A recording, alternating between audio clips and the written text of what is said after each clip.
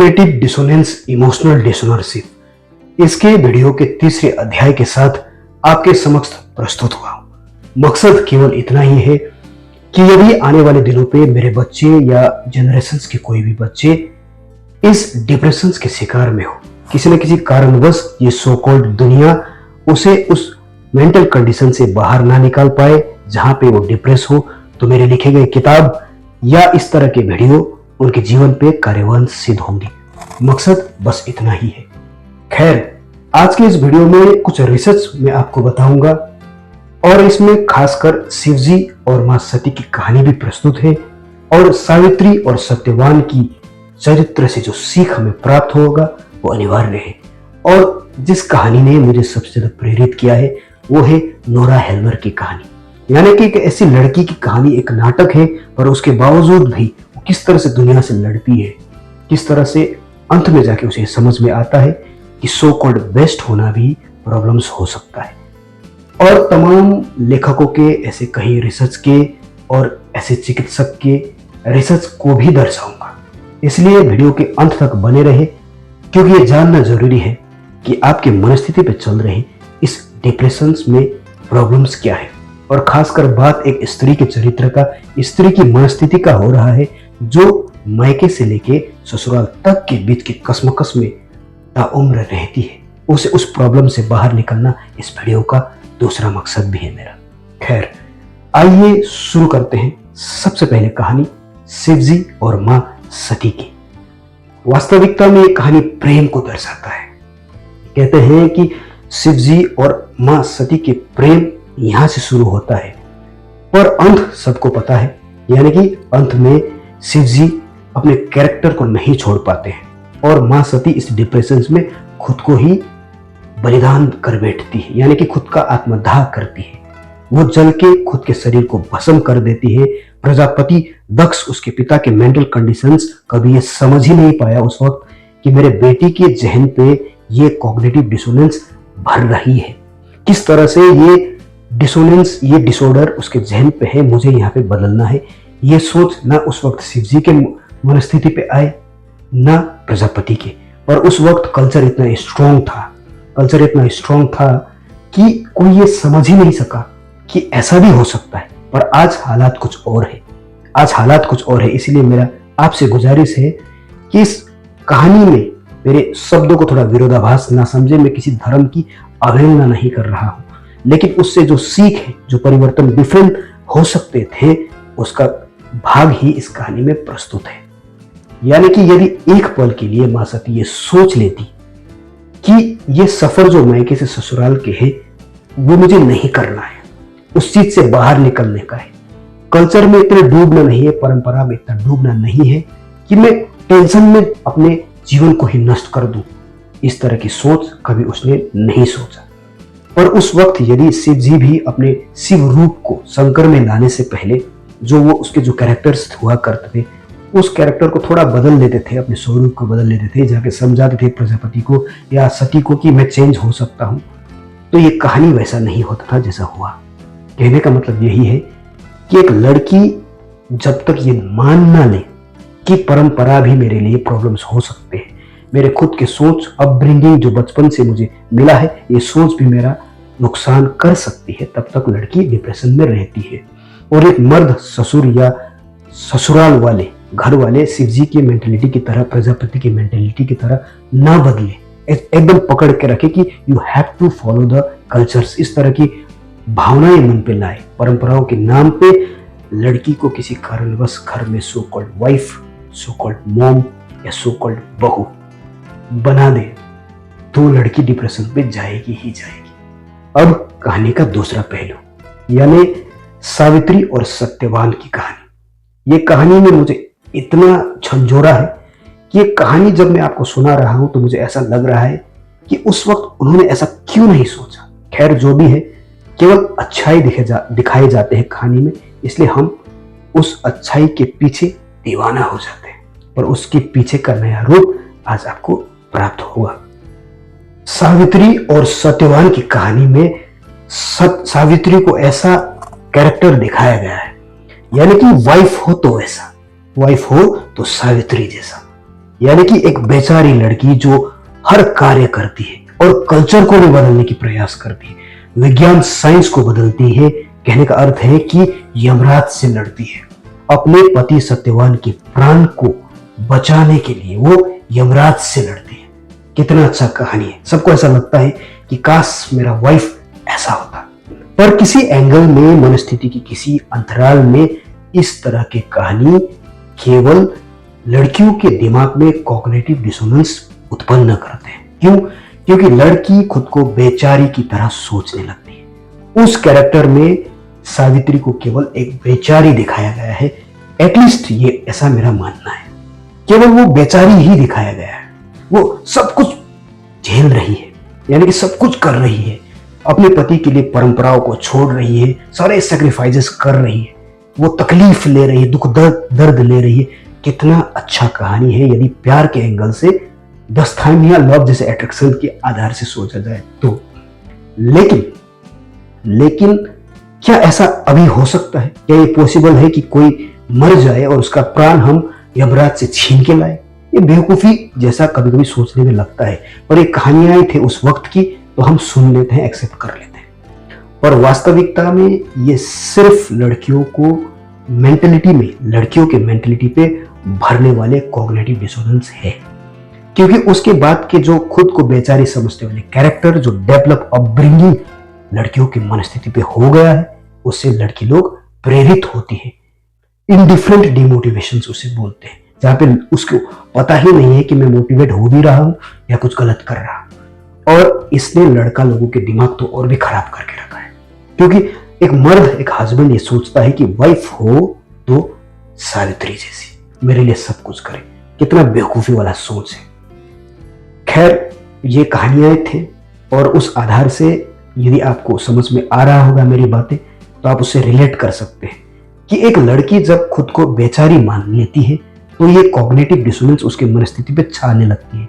और एक बेचारी जो भी निर्णय लेती है उसे सच भी झूठ लगने लगता है। जैसे एक लड़की मायका में जो कनेक्शंस, जो बॉन्ड बना के आती है और ससुराल से वो एक्सपेक्टेशंस करने लगती है जो कि हो नहीं सकता, तब वो सावित्री की तरह डिप्रेशंस के लेवल में ही रहेगी, क्योंकि उन्होंने जाने अनजाने में खुद को फालतू में बेचारी मान लिया है। खैर, अब एक और कहानी है जिसने मुझे सबसे ज्यादा प्रेरित किया है, वो है नोरा हेल्मर की। चलिए कहानी को आगे लेके चलता हूं। 1879 में नॉर्वा शहर में एक नाटक बनाया गया जिसे नोरा हेल्मर नाम की लड़की ने निभाई थी। वो कहानी मुझे इतना दिलचस्प लगा कि मुझे ये आप लोगों को सुनाने में इतना प्रेरणा दे रहा है कि मैं चाहता हूं कि हर लड़की उसके कैरेक्टर को समझे और अपने सोच को वैसा ही बनाए। खैर, ये कहानी, ये नाटक का शीर्षक था अ डॉल हाउस, यानी एक गुड़िया का घर। यानी कि एक लड़की उस घर को संभालती है, अच्छी बीबी, अच्छी माँ बनके वो सारे काम करती है जो एक औरत को करना चाहिए, एक माँ को करना चाहिए, बहू को करना चाहिए। और उस जमाने पे अपने पति के बीमार होने के कारण वो लोन लेती है। और हो सकता है, शायद मुझे इसके बारे में उतना पता नहीं, हो सकता है उस वक्त लोन लेना लड़कियों के लिए गुनाह होता होगा, या फिर लड़की लोग इस तरह के टेक नहीं ले सकते होंगे। इसलिए उसके हस्बैंड, नोरा हेल्मर के हस्बैंड जब ठीक होके वापस आते हैं, उसके बाद जब उसे ये पता चलता है कि मेरे वाइफ ने लोन लिए हैं, तब नोरा हेल्मर के पति उसे ही गलत साबित करते हैं, उसे ही गलत बोलते हैं कि उसने डिसीजंस गलत लिए थे। तब नोरा को समझ में आता है कि जिसके लिए मेरे निछावर कर दिए इतना उम्र, 3 बच्चों की माँ होने के बावजूद घर को संभाला, पति के लिए लड़ा और खासकर उसके लिए ही दुनिया से लड़के छुपा के लोन लिया, उसके बावजूद भी मुझे नहीं समझ पा रही है। हालांकि उसने छिपाया था उस बातों को भी, पता नहीं छिपाने के पीछे में भी बहुत सारे लॉजिक होंगे, पर कितना दुख की बात है कि किसी हस्बैंड के लिए कोई औरत लोन ले रहा है और उसे छिपाना पड़ रहा है। कैसे कंडीशन रहा होगा उस जमाने का, उस कल्चर का या उस हस्बैंड का, कि वो अपने वाइफ के सिचुएशन को समझ नहीं पा रहा है। खैर, उसके बाद उस नोरा ने डिसाइड कर लिया कि अब बस, अब मुझे मेरा जीवन जीना है, मेरे अंदर चलने वाले मंथन की मुझे तलाश करना है। उसके बाद वो अपने जीवन की सफर में निकल जाती है और ताउम्र कदाचित खुश भी रही होगी। अब ये कहानी मैं इसलिए नहीं सुना रहा हूं कि हर लड़की अपने घर को छोड़ दे बुद्ध बन जाए, ऐसा नहीं है। ये कहानी सुनाने का मेरा मकसद यही है कि एक लड़की मायके के नॉस्टैल्जिया यानी कि स्मृतियां, यादें इतना पाल लेती है कि उस ससुराल को अपना घर समझ ही नहीं पाती है। जिस तरह से नोरा ने गलती किया, पति को ही सब कुछ मान लेने का, रूल्स रेगुलेशन को तोड़ के इतना भावुक हो जाने का कि सामने वाला आने वाले दिनों पे उसे ही गलत ठहरा दे, इतना बेवकूफ होना भी जरूरी नहीं है। इसलिए एक लड़की ससुराल को छोड़ के केवल मायके में ही ज्यादा ध्यान दे, मायके की तरफ ही उसका मन हो, तो वो किसी न किसी एंगल में गलत कर रही होती है। ऑलरेडी एक गलती तो हो चुका है, परंपरा के आधार पे उसे जबरदस्ती ये बताया गया है कि वो घर तो अब तुम्हारा नहीं है, ससुराल तुम्हारा है। यानी कि सो कॉल्ड मर्दों ने भी ऑलरेडी गलती कर दी है, उसके बावजूद तो लड़की भी वही गलती कर रही है। इसलिए एक नोरा की तरह कैरेक्टर होना जरूरी है। मेरा मानना है, व्यक्तिगत फीलिंग्स है कि लड़की को स्ट्रोंग होना जरूरी है और ये सारे फालतू के टेंशन, ये कल्चर को भुला के अपने लिए भी वक्त देना है। सो कॉल्ड बेस्ट बनने की जरूरत, माँ बनने की, अच्छे माँ बनने की, अच्छे बहू, अच्छे बीवी बनने की नाकाम कोशिश एक लड़की को डिप्रेस करती है। अब ऐसे ही कहानी को आगे ले जाते हुए मैं आपको एक और रिसर्च के बारे में बताना चाह रहा हूं। यह रिसर्च आपको सुनना जरूरी है, खासकर लड़के लोगों के लिए। एक लियोन फेस्टिंगर नाम के व्यक्ति ने एक रिसर्च किया। उस रिसर्च में लोगों को एक कहानी सुनाए गए या एक चीज दर्शाए गए, बोरिंग सा एक कुछ बताए गए, और उसे कहा गया कि जो अब नए किरदार वाले आने वाले हैं, नया ग्रुप आने वाले हैं, उन्हें बताना कि जो अभी हुआ है वो काफी मजेदार था, एंटरटेनिंग था, और सबके हाथ पे $1 थमा दिए गए और किसी किसी के हाथ में $20 थमाए।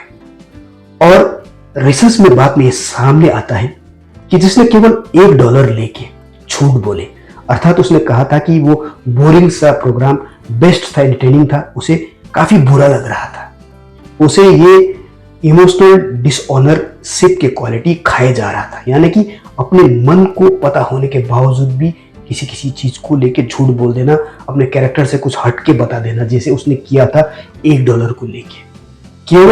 उसने केवल $1 लिया था, इसलिए उसे ऐसा लग रहा था कि $1 वर्थ नहीं है उस झूठ को छुपाने के लिए, इसलिए वो ज्यादा डिप्रेशन में थे कंपैरेटिवली जिसने $20 लिए थे। क्योंकि जिसने $20 लिए थे उन्हें ये एग्जिस्टेबल्स लग रहा था, उन्हें ऐसा लग रहा था कि मैंने झूठ तो बोला है, मैंने कॉग्निटिव डिसोनेंस के कैरेक्टर को अपना तो लिया है, मतलब मेरा जो सोच था, जो मैं जानता था, उसको मैंने झूठ में बदल दिया है, लेकिन उसके बदले में मुझे $20 मिला। यानी कि इमोशनल डिसऑनरशिप की क्वालिटी जो उसे परेशान करना चाहिए था, वो उसे उतना परेशान नहीं कर पाया जितना $1 लेने वालों को किया। अब ये रिसर्च ये समझाता है कि हमारे पास ऑप्शंस है, यानी कि यदि किसी चीज का जुड़ाव, किसी चीज का मकसद अगर हमें प्राप्त हो तो हम डिप्रेशन को झेल सकते हैं। कहने का मतलब यह है कि एक औरत मायके से जब ससुराल आते हैं तो ससुराल वालों का, ससुर का या उस सास का या उसके पति का एक रोल होता है। एक रोल ये होता है कि उसे ऑप्शंस देना चाहिए उस लड़की को, उस वाइफ को, बहू को, कि ये घर भी तुम्हारा ही है, वहां पे थे, वहां पे तुम्हारा सब कुछ ठीक था, लेकिन यहाँ पे भी सब कुछ ठीक होगा। इतना कहने की अधिकार तो हर मर्द को रखना चाहिए, ससुराल वाले को रखना चाहिए, क्योंकि जाने अनजाने पे वो एक रिसर्च को संभवतः स्थान दे रहा है। अर्थात आपके पास ये आइडिया से पथ है जहां आप चेंज कर सकते हो उसके नॉस्टैल्जिया स्मृतियों को, यानी कि आप एक ऑप्शंस दे सकते हो, कंडीशंस दे सकते हो जहां पे वो अपने कॉग्निटिव डिसोनेंस जैसे स्मृतियों को भुला देगी और ये इमोशनल डिसऑनरशिप वाले क्वालिटी को लेने पे उसे काफी आसानी होगा। यदि एक मर्द ससुराल वाले ये लड़की को बताए, समझाए, इसलिए दोनों तत्वों में दोनों को बात करना जरूरी है। यह रिसर्च के माध्यम से ऑलरेडी साबित हो चुका है। वैसे ही गोबरमेट नाम के एक लेखक हुए, किताबें लिखे जिसमें से था व्हेन बॉडी सेज नो, जब शरीर ना कह दे, और ये एक और किताब उन्होंने लिखा जिसमें कहते हैं मिक्स ऑफ नॉर्मल, यानी कि एक भ्रम जो हम साधारण खुद को सो कॉल्ड क्वालिटीज का बेस्ट दिखाने का, खूब दिखाने की कोशिश करता है, ये एक भ्रम है। किसी न किसी अवस्था में हमको ये पता रहता है कि हमारी सोच कुछ और है और हमारे कैरेक्टर कुछ और। ऐसे ही कसमकस को, ऐसे ही दीवारों को, मन में आए मकसद को, कैरेक्टर कुछ और है, कुछ और कर रहे हैं, ऐसे चरित्र को ही ये इमोशनल डिसऑनरशिप क्वालिटी भी कहा गया है। और सबसे बड़ा, ये गोबर मैथ जी ने जो लिखे हैं अपनी किताब में या रिसर्च किए हैं, वो सबसे सराहनीय है। इसलिए उनका ये कहना है कि यदि एक इंसान अपने कैरेक्टर से हट के दूसरे कैरेक्टर को झेलने का दबाव झेल नहीं पाती है या पाता है, तो वो डिप्रेशन पे चले जाते हैं। ये ऑलरेडी रिसर्च के द्वारा साबित हो चुका है। इसलिए एक लड़की को ये समझना है कि अब मायका नहीं, ससुराल भी उसका है। तमाम उसी झमेले पे अगर वो जीवन बिताएगी तो डिप्रेशन के शिकार में ही रहेगी। अब एक कहानी में इन तमाम चीजों को सोचने के बाद, समझने के बाद, यदि इस वीडियो को आप समझो तो इसके पूरे निष्कर्ष केवल एक ही है। कहने का अर्थ है कि आपके उत्तर आपके ही पास है, ज्यादा टेंशन लेने की जरूरत नहीं है। इसलिए औरतों को so called wife, so called best बनने की जरूरत नहीं है। थोड़ा थोड़ा अपने लिए भी वक्त निकालिए, थोड़ा सा सेल्फिश बन जाइए। सेल्फिशनेस कभी कभी अच्छा भी होता है यदि वो पॉजिटिविटी के साथ हो।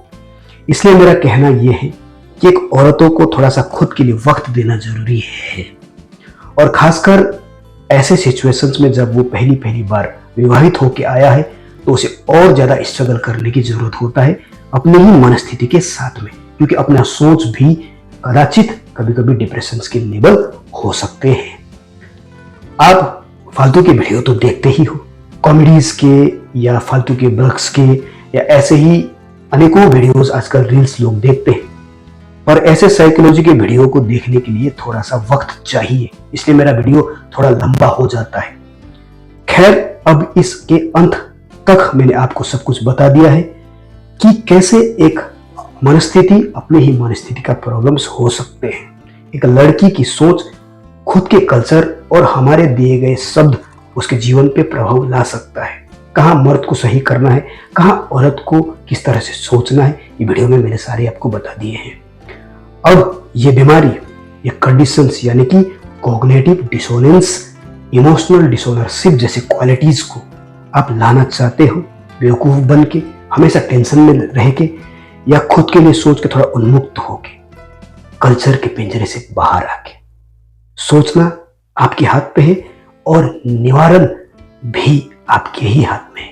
स्पेशली उन लड़कियों के लिए जो मायके को केवल अपना और ससुराल को अपना नहीं समझती। कहीं आप कॉग्निटिव डिसोनेंस की बीमारी के शिकार तो नहीं है। उन्मुक्त रहिए, सोचिएगा जरूर। धन्यवाद।